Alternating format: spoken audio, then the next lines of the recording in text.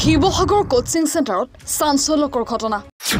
ছাত্ৰৰ চুৰিৰ আক্ৰমণত মৃত্যু শিক্ষকৰ JEE আৰু নীটৰ কোচিং প্ৰদান কৰা শিৱসাগৰ কোচিং চেণ্টাৰ সাই বিকাশ একাডেমীত সংঘটিত হৈছে এই ঘটনা অভিযুক্ত ছাত্ৰজন একাদশ শ্ৰেণীত অধ্যয়নৰত শিক্ষক ৰাজেশ বাবুক সংকটজনক অৱস্থাত ডিব্ৰুগড়লৈ প্ৰেৰণ কৰা হৈছিল যদিও আটবাটতে মৃত্যু হয় শিক্ষকগৰাকীৰ ছাত্ৰজনে শিক্ষকগৰাকীক আক্ৰমণ কৰাৰ কাৰণ জানিব পৰা হোৱা নাই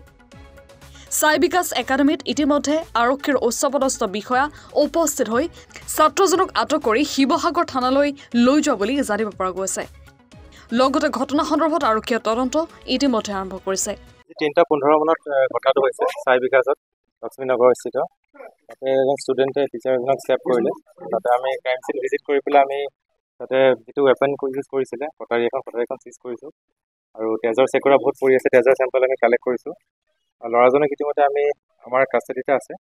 আৰু যিজন শিক্ষক আছিল তেখেতে ইতিমধ্যে তেখেতে ঢুকাইছে বুলি আমি খবৰ পাইছো আৰু CCTV আমি অবজাৰ্ভ কৰিছো CCTVটো কিছু আমি হেৰি পাইছো পিছত কিছুমান পাইছো সেইখিনি আমি পিছত সাইণ্টিফিকেলি আমি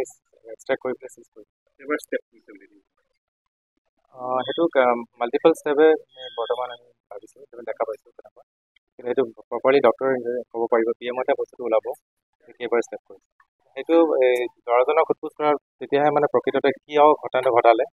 পিছতে গম পাম চিচি তেনেকুৱা শিৱসাগৰৰ পৰা মণি গগৈৰ প্ৰতিবেদন এনিভাৰ 24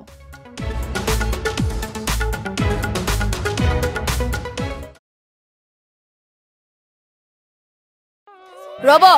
আপুনি যে এটা অপৰাধ কৰিবলৈ গৈ আছে আপুনি জানে নে এই নাবালিকা গৰাকীক এতিয়াই বিয়াত বহুৱাটো যে এটা অপৰাধ আপুনি জানে নে অপৰাধ কেনেকৈ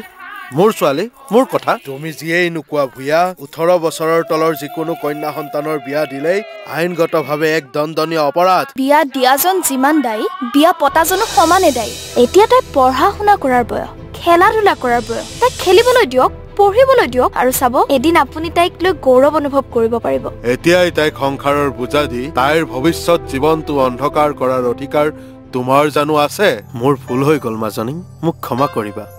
শিক্ষা ল'ৰা ছোৱালী উভয়ৰে প্ৰাপ্য আৰু অধিকাৰ